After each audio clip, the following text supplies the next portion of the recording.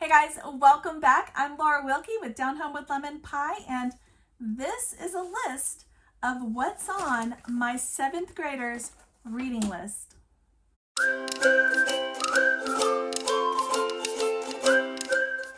All right guys, welcome back.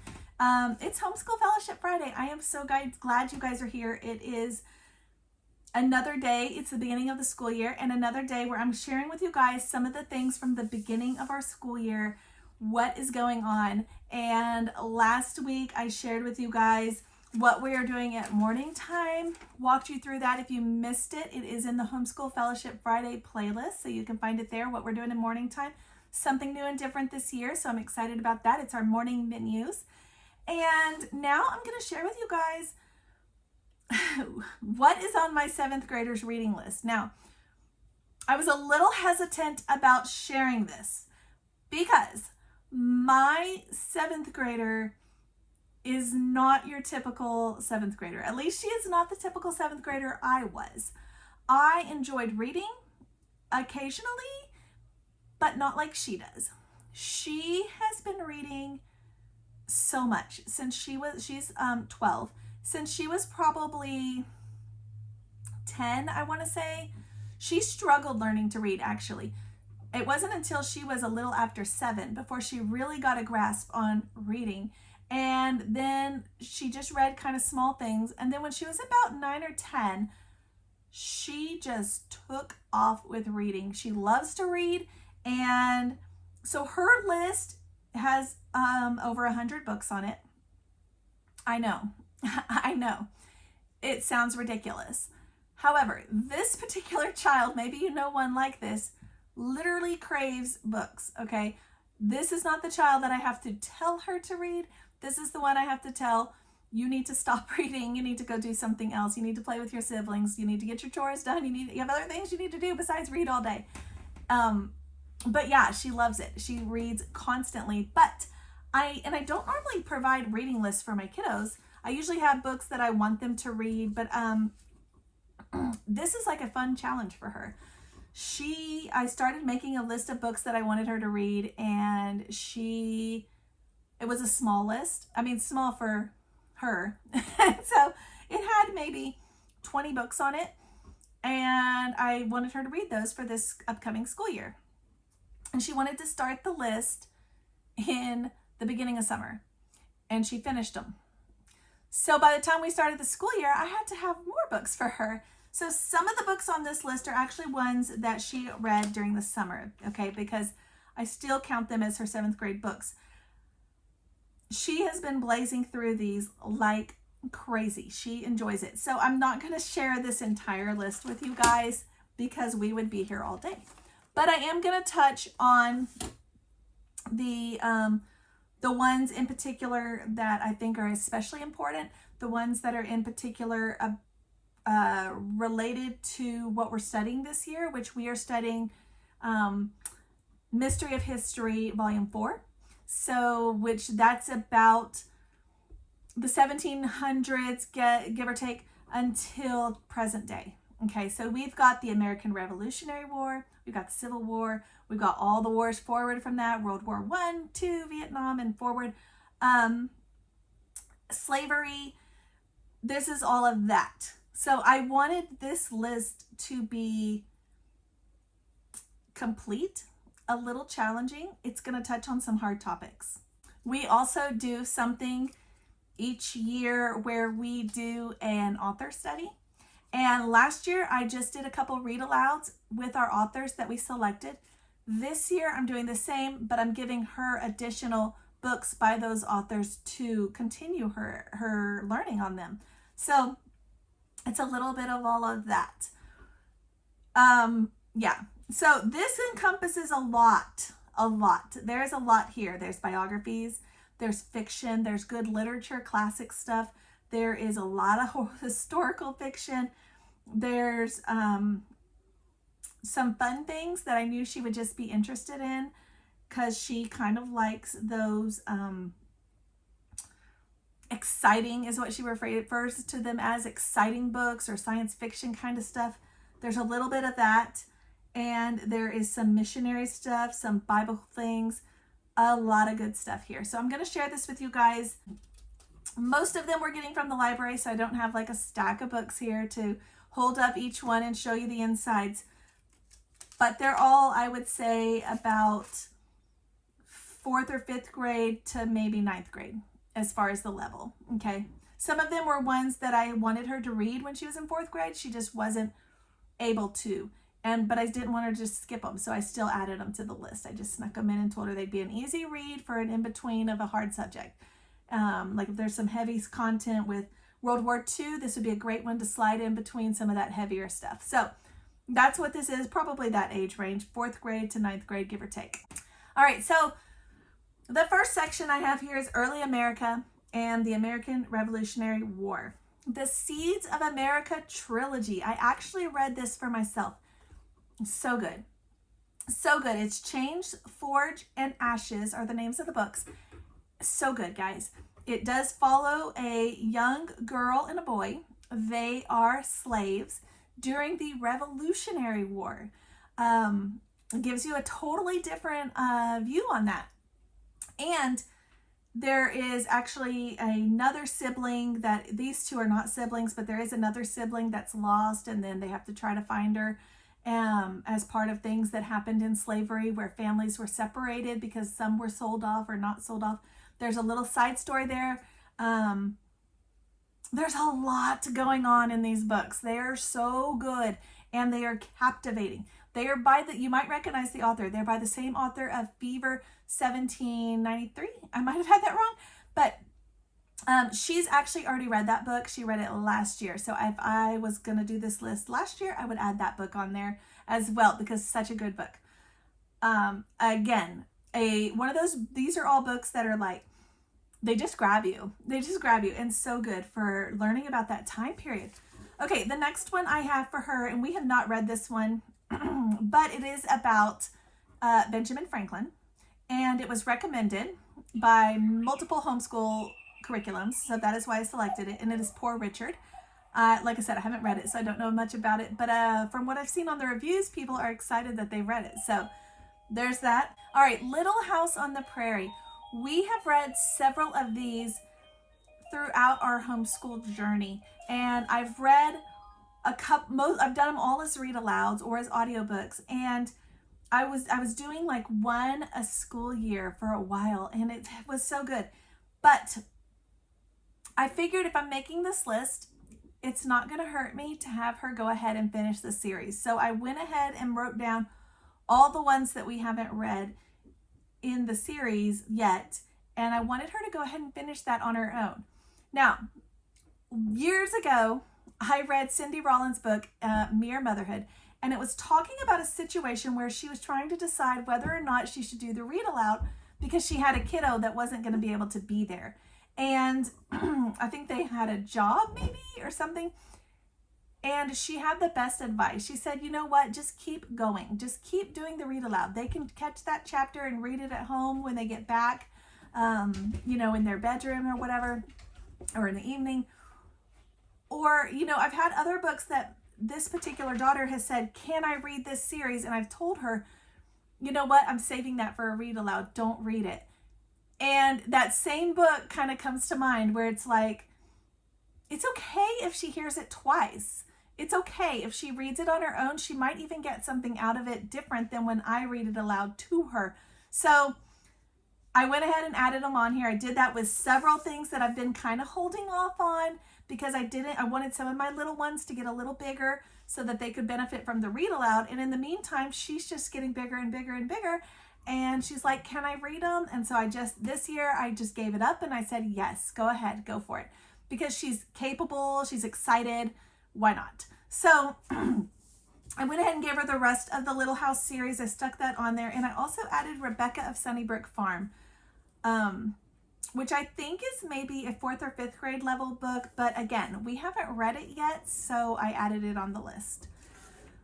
Okay, regarding slavery and the Civil War, I have struggled finding many books that present slavery in a complete manner, not just bashing white people, and not just white people are great and blacks were bad, but in a fair manner, but in a biblical manner. And I'm gonna do a video later about this because I had one of my viewers was asking about that as well. And you know, with the things that are going on in the world today, with just everything, even books are getting changed, I wanted to make sure that it wasn't presented in a different way than was accurate. So I have a couple books here. I have a couple more that I'm doing as read alouds later that I'll talk about, but for this list, it's not a complete list because I have not read every book on slavery, but I think it's an okay list, and it's a very short list, which I wish it was longer. I really wish it was longer. But the ones I put down, I put Amos Fortune. I read that myself. Fabulous book. Fabulous. Listen for the Whippoorwill. That's by, I think, David Nita Jackson, about Harriet Tubman. I loved the way that was done. It was done very well. I had another one that I was looking at, and I didn't really like it as much, so I liked this one. Africa is My Home, A Child on the Armistad. I thought it was so good. It was kind of a quick read, but it was so good about that time in history, and I really liked it.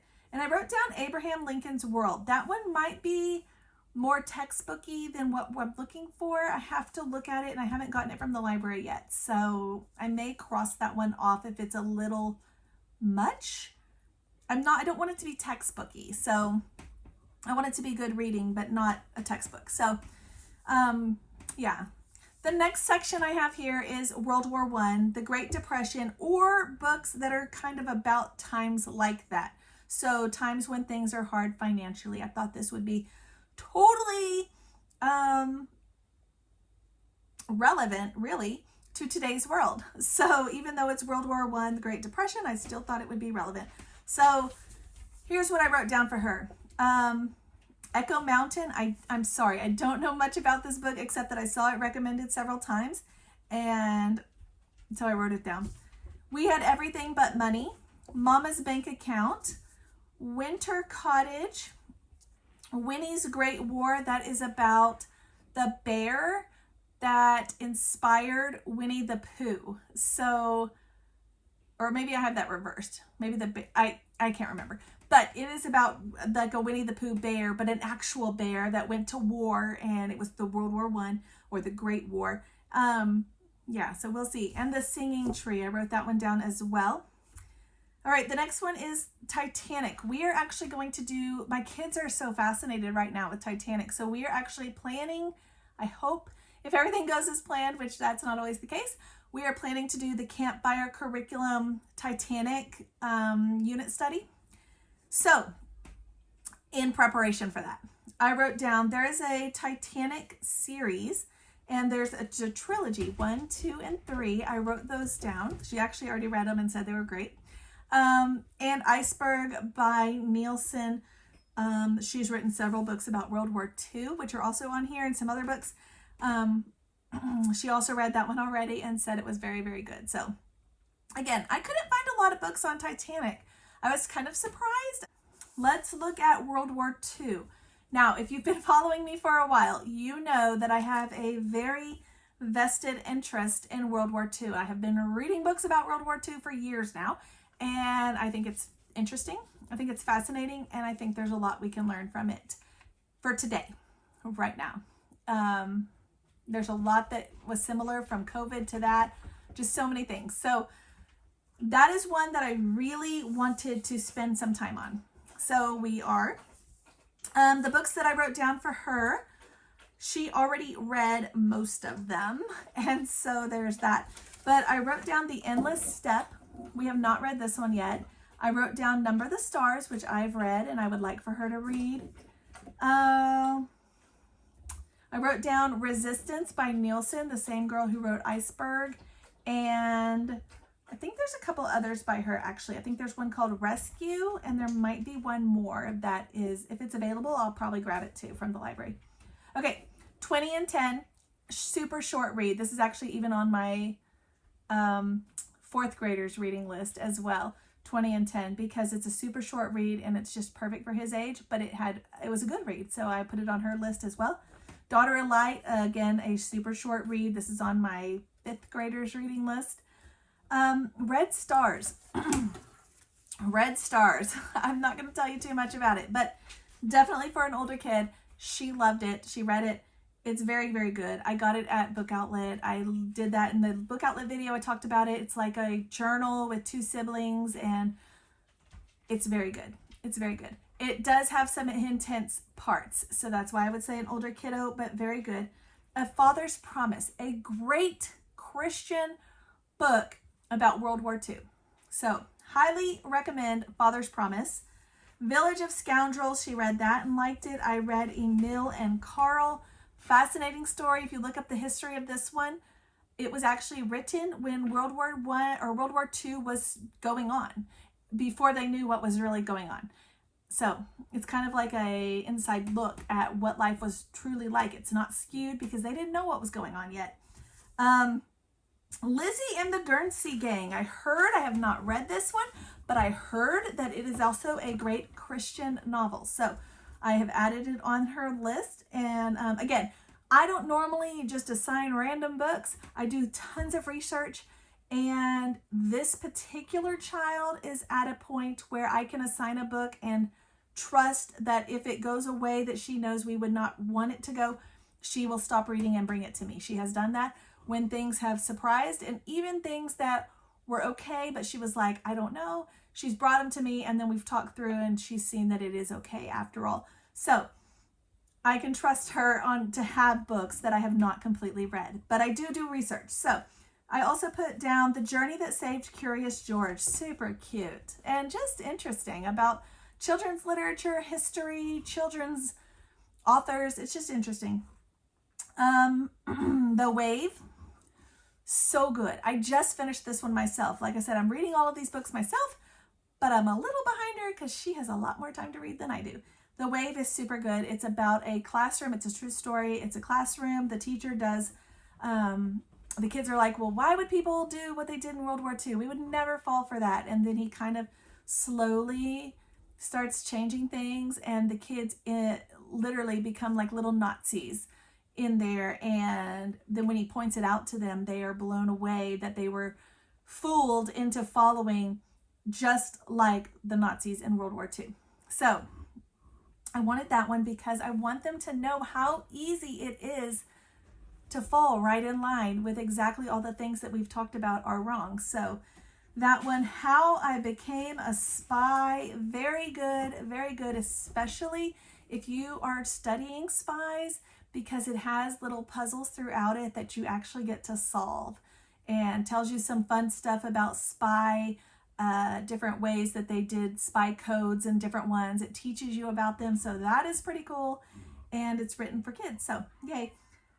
Faithful Spy, the Bonhoeffer, am I pronouncing that wrong? Bonhoeffer biography. So good. So good. It's written kind of like a comic book, but so good. Yeah, I definitely recommend that. Another Christian World War II book. And then I wrote down All of a Kind Family, which she read and was bored with. I was so sad. She said it really wasn't exciting. It was just a family. And I'm like, well, that's so cute and wholesome and good. And she was not having it because she wants more exciting. So I'm glad that she got it under her belt though. All right, Cold War. We did the Left Behind trilogy. There is many by this author. There's, I think, a whole series for World War II and maybe World War I by the same author. I only picked up the Left Behind the Wall series because it is they were all in one book. So that was exciting. She loved it and said it was a generational book, where the first book was one kid and then the next book was, I guess he had grown up and it was about his son maybe. And then the next one was the next child in the family generationally, I think. Unless I misunderstood her, but that's what I think she was trying to tell me. The next one is, for same time period, is Night Divided, again by Jennifer Nielsen. Same one who wrote Resistance and Iceberg, and I think it, like I said, I think it was called Rescue for World War II. And then I really wanted to read The Narrow Road, which is a Brother Andrew biography. I have this book in storage, so I'm hoping I don't have to rebuy it. I'm hoping it's at the library. So good. So good. It is recommended in My Father's World for this age group, for 7th to 8th graders. And I read it back when she was, I think, in 3rd or 4th grade, in preparation for when she was in 7th and 8th grade, to know if I would want her to read it. And it's very good. So another Christian biography. She read Inside Out and Back Again about Vietnam. I didn't have a lot about Vietnam. So if you got some books for that time period, also 9/11, I didn't really have a lot for right there. Yeah, for 9/11, I had America's Under Attack. It's kind of a quick, almost picture book-ish. It's in between, I would say, picture book and a chapter book. But like I said, I didn't find a lot for those two. So maybe I needed to look a little harder. Moving into further about present day, like the 80s and 90s, I did A Long Walk to Water, which I absolutely loved myself.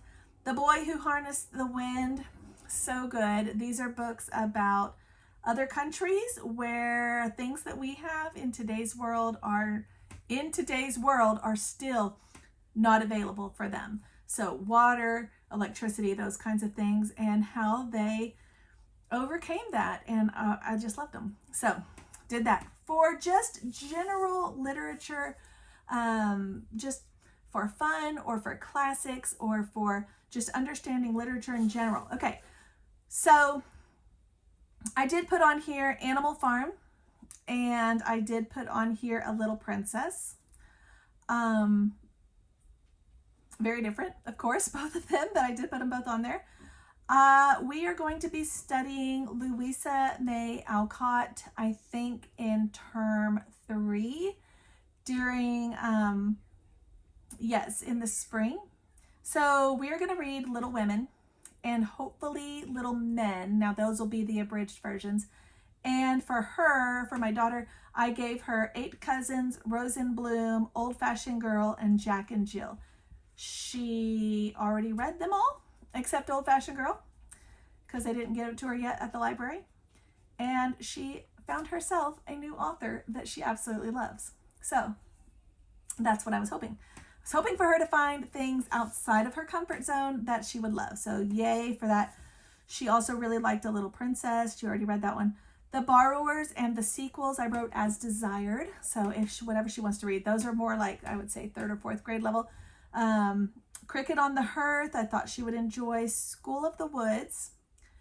I didn't write it on here, but I really wanted to read, is it called The Wheel on the Schoolhouse? Something like that. I need to look that one up because I want to add that. There's a couple I want to add to her list already because she told me her goal is to get her list done by Christmas so that I can make her a new list for the new year. So we'll see. We are going to the library a lot. Okay. School of the Woods, the Shoes series by Noelle Stratfield. I don't know much about these, but they are always recommended, and I wanted her to read them.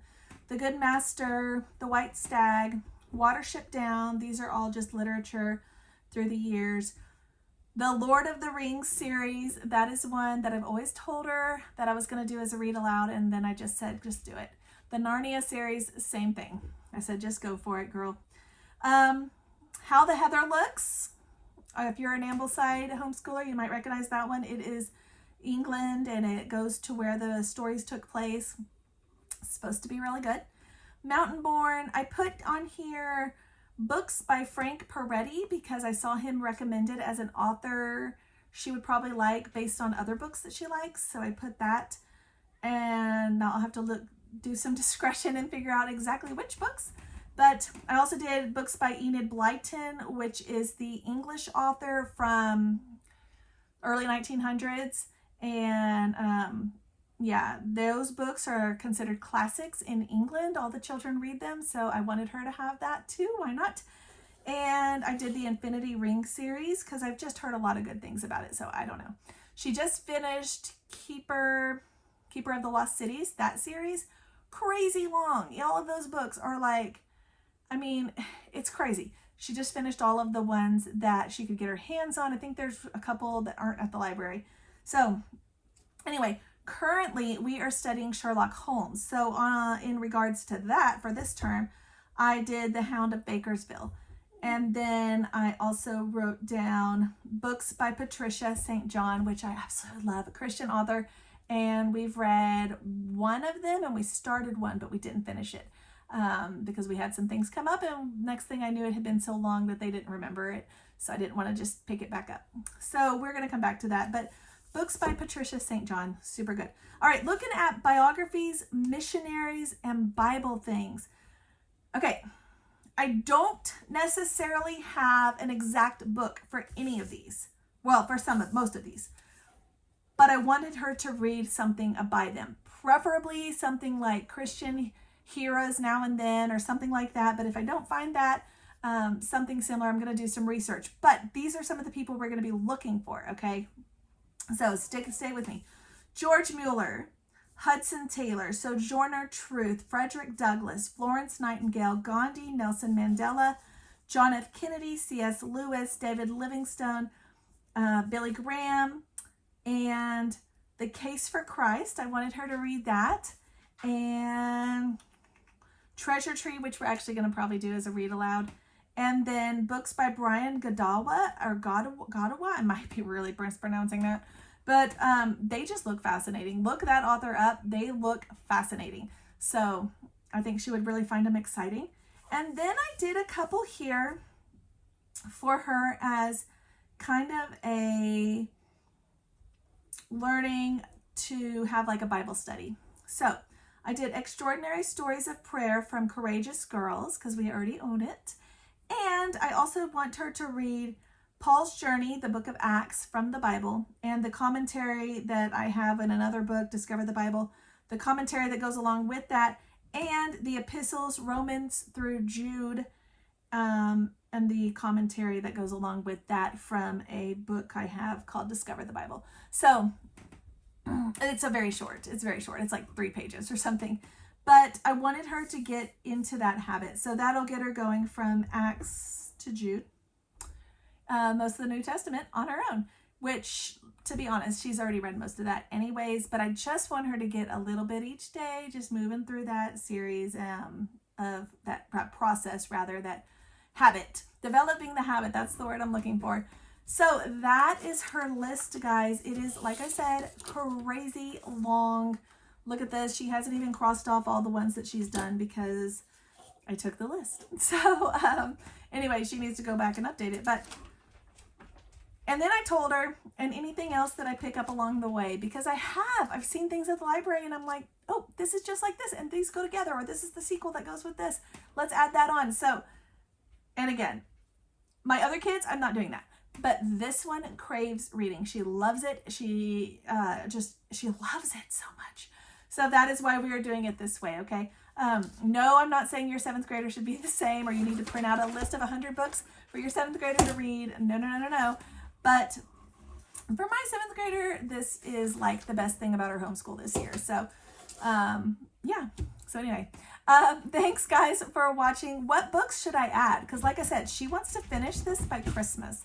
So if you've got some good ideas for books to add, she particularly is looking for ones related to sci-fi, exciting, or to medieval times.